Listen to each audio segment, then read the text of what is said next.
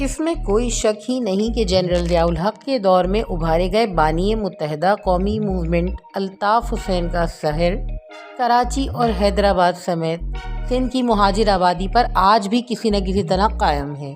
یہی وجہ ہے کہ ابتدائی 3 اشروں میں جو جلسے کیے گئے یا ریلیاں نکالی گئیں ان کی مثال پھر کبھی نہیں ملی۔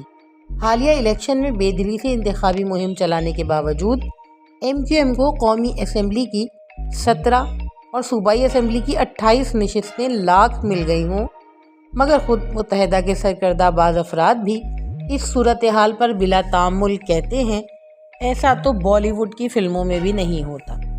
مگر یہ بھی حقیقت ہے کہ مخالفین کے خلاف گالم گلوچ کا جو کلچر بانی پی ٹی آئی نے متعارف کرایا تھا، اس کی اشروں پہلے بنیاد ایک مختلف انداز سے ایم کیو ایم نے رکھی تھی۔ یہ 1980 کا دور تھا جب بانی ایم کیو ایم کو الطاف حسین کہنے والے بزرگ کو اسی محلے کا 18 سال کا نوجوان یہ کہہ کر تھپڑ جڑ دیتا تھا کہ الطاف حسین نہیں، الطاف بھائی کہو۔ یہ بھائی لوگوں کا کلچر مہاجروں کا کلچر تھا نہیں۔ مہاجروں کا کلچر وہ تھا کہ محلے کے بڑے مرد کو آتا دیکھ کر سگریٹ پینے والے نوجوان دھواں منہ سے باہر نکالنا بھول جاتے تھے، سگریٹ ہاتھ سے چھوٹ جاتی تھی۔ یہ لاشعوری طور پر ہوتا تھا کہ بڑے کو آداب کیا جاتا تھا یا کم سے کم احتراماً سر جھکا لیا جاتا تھا۔ پاکستانی فلموں میں محمد علی ہوں، ندیم یا وحید مراد، یہ سب امی جان آداب، ابو جان آداب کہا کرتے تھے۔ مہاجر گھرانوں میں سلام علیکم کا کلچر بعد میں وارد ہوا جب ملک میں مذہبی ٹچ دینے کی روایات پروان چڑھانا شروع کی گئیں۔ اپنوں سے بغاوت کا جو کلچر الطاف حسین نے پھیلایا تھا، اس کا نتیجہ نکلنا تھا وہی نوجوان جو محلے کے بزرگ کو تھپڑ رسید کر دیتا تھا۔ اس نے بندوق اٹھائی اور اپنے ہی محلے میں دکانیں بند کرائیں، پھر کراچی ایک اشارے پر سوئچ آن اور سوئچ آف ہونے لگا۔ لاشوں کی سیاست ہوئی، پہلے پولیس پھر رینجرز اور حد یہ کہ فوج کے خلاف ہتھیار اٹھائے گئے۔ بانی ایم کیو ایم مائنس نہ کیے جاتے تو اس میں دو رائے نہیں کہ پاکستان کا ایک حصہ اب تک ضرور مائنس ہو گیا ہوتا۔ جو لوگ 90 کی دہائی میں کیے گئے آپریشن سے بچ کر بیرون ملک بھاگے تھے، وہ یہی کہتے تھے کہ لڈو وہ کھائے گا جو زندہ بچ جائے گا۔ ان میں سے کئی آج بھی زندہ ہیں، مگر شکر ادا کرنا چاہیے کہ جس بات کے لڈو وہ کھانا چاہتے تھے وہ انہیں نصیب نہیں ہوئے۔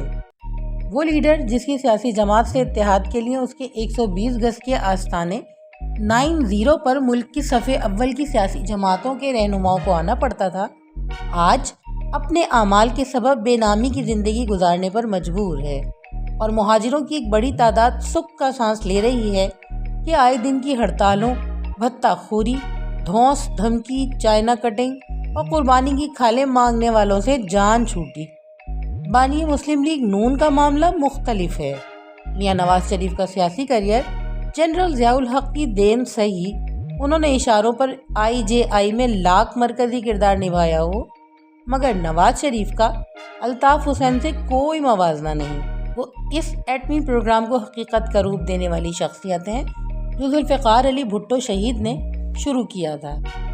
نواز شریف کو پنجاب کی ترقی کی علامت سمجھا جاتا ہے، ملک کو معاشی استحکام کی راہ پر لانے کا سبب گردانا جاتا ہے۔ 5 سال کے لیے منتخب اس شخص کی حکومت کا تختہ کبھی 2 سال میں الٹا جائے یا کبھی اسے الزامات کا شکار بنا کر مسند سے محروم کیا جائے تو وہ کب تک خاموش رہتا؟ شہباز شریف کی اہلیت کا معیار یا بنیاد اپنی جگہ۔ مسلم لیگ نون کا مطلب شہباز شریف ہے، نہ مریم نواز۔ اس کا واحد مطلب نواز شریف ہے۔ ملکی سیاست کے لیے یہ بات الارمنگ ہے کہ اس کے بانی نون لیگ کو اس بار انتہائی چابک دستی سے مائنس کر دیا گیا ہے۔ مائنس اس بانی P T I Imran Khan کو بھی کیا گیا ہے، جس کے سیاسی پتلے میں 2 اشروں کی محنت سے جان ڈالی گئی تھی۔ سانحہ 9 مئی کا دہشت ناک یعنی ملک کی تاریخ کے سیاہ ترین ایام میں سے ایک لمحہ اپنی جگہ۔ حالیہ الیکشن نے ثابت کیا ہے کہ عمران خان کو لاکھ جیل میں ڈالا جائے، یہ روح عوام کے بڑے حلقے میں منتقل ہو گئی ہے۔ میتھمیٹکس کے حساب سے دیکھیں تو وہ مائنس کیے جانے سے پلس ہو گئے ہیں۔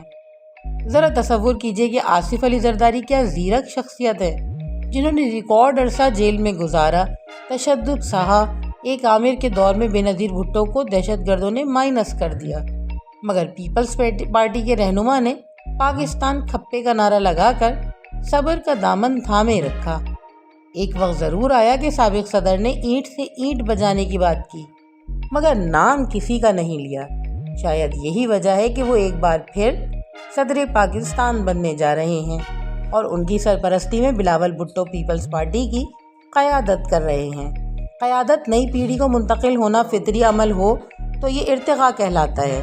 تبدیلی مسلط کر کے سیاسی جماعتوں میں نوجوان قیادت ابھاری جائے تو اس کا جو نتیجہ نکلتا ہے اس کے اثرات کئی یورپی ممالک میں دیکھے جا سکتے ہیں۔